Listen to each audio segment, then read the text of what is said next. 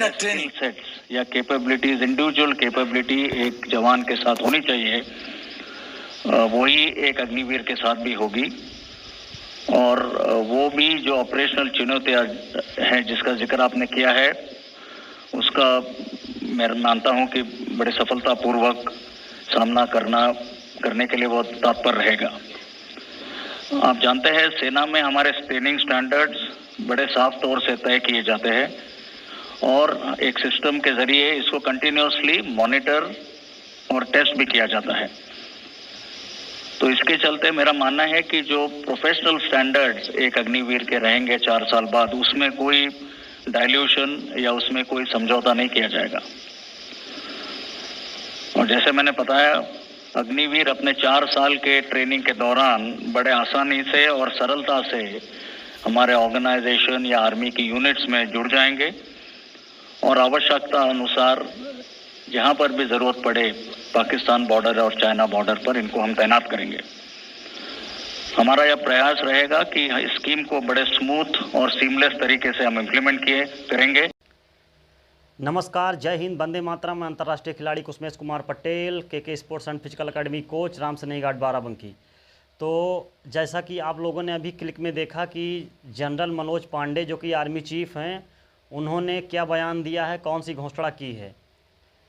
तो अगर आप लोगों ने इसको ध्यान से देखा होगा, ध्यान से सुना होगा, तो आप लोगों को ये पता चल गया होगा कि अब जो भर्तियां होंगी वो 4 साल की होंगी, जो टूर ऑफ ड्यूटी के नाम से होंगी, और उनमें जो सैनिक भर्ती किए जाएंगे उनको अग्निवीर बोला जाएगा।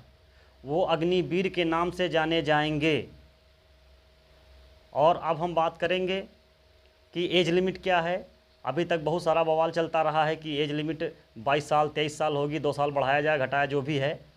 लेकिन फ़िलहाल के लिए जो फाइनली रिजल्ट आया है, वो फाइनली रिजल्ट जो ये है कि 17.5 साल से 21 साल तक ही भर्ती ली जाएगी। और बाकी जो है आपका फिजिकल होता था, रेस जिस प्रकार होती थी वैसे ही होगी, आपका मेडिकल जिस प्रकार होता था वैसे ही होगा, और आपका रिटर्न जिस प्रकार होता था वैसे ही होगा। ये सारी चीज़ें भर्ती की प्रक्रिया जैसे होती थी वो सारी वैसी ही रहेंगी, उसमें कोई फेर बदलाव या फेर बदल नहीं होगा। अब हम दूसरी बात करेंगे कि भर्ती होने के बाद ट्रेनिंग आपकी जो है पहले 9 महीने होती थी, जिसमें 9 महीने 1 साल के बीच में आपकी जो है 2.5 से 3 महीने जो है आपकी छुट्टियां पड़ जाती थी। इसलिए जो है ट्रेनिंग आपकी लगभग 9 महीने होती थी। पूरे साल का लिया जाता था, बट भर्ती जो ट्रेनिंग जो है वो 9 महीने की ही होती थी। अब ये भर्ती ट्रेनिंग 6 माह की कर दी गई है।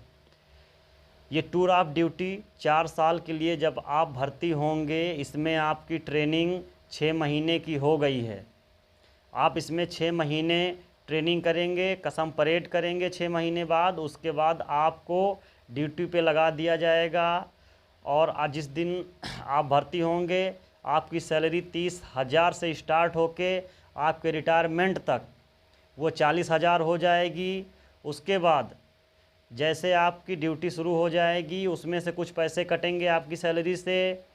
आप जब रिटायर होंगे 4 साल बाद तो आपको 10 लाख रुपये एक साथ में दिए जाएंगे, जो कि आपकी पिछली सैलरी से कटे हुए होंगे इन 4 सालों के बीच में।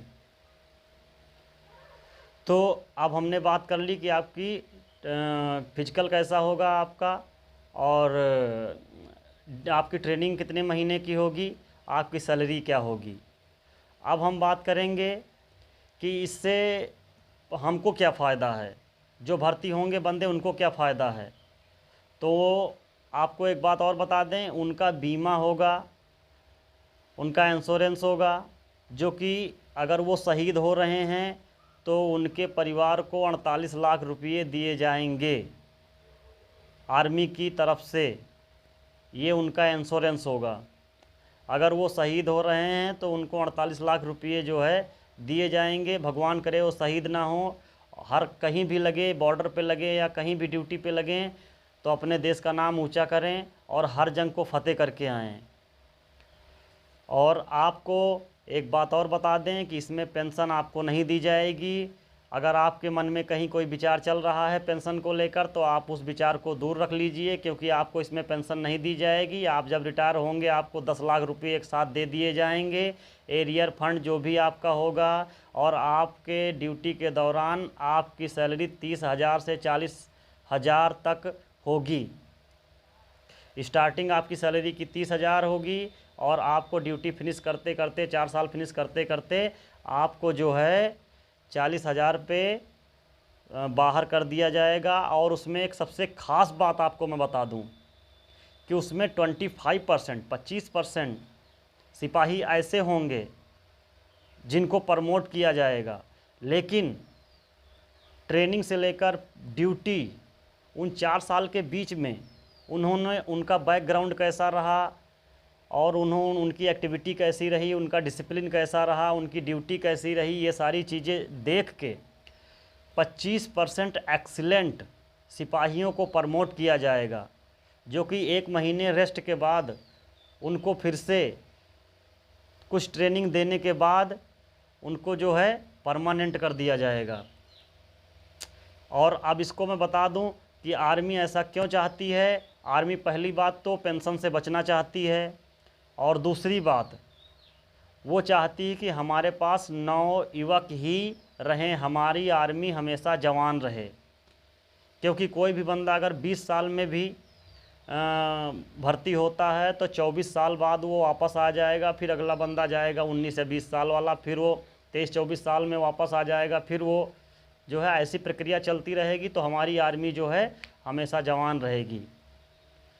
तो आशा करता हूँ आप लोगों को यह जानकारी अच्छी लगी होगी। लेकिन आपको एक बात और ख़ास बता दूँ कि आप लोगों ने एक क्लिप देखी है, आज दिन मंगलवार 13 जून 2022 को यह घोषणा कर दी गई है। आप किसी भी वीडियो, किसी भी क्लिक पे, किसी भी अफवाह पे आप लोग ना जाएं और अच्छे से तैयारी करें। अगर आपको भर्ती होना है, जैसा भी वो आपके ऊपर डिपेंड करता है कि 4 साल की ड्यूटी में आपको जाना है या नहीं जाना है, ये आप पे डिपेंड करता है। जैसा भी है आप फैसला लीजिए। अगर जाना है तो आप तैयारी में लग जाइए, क्योंकि जल्दी से जल्दी नोटिफिकेशन आने वाला है और भर्तियां शुरू होने वाली हैं। मिलते हैं अगले वीडियो में, तब तक के लिए सभी भाइयों को जय हिंद।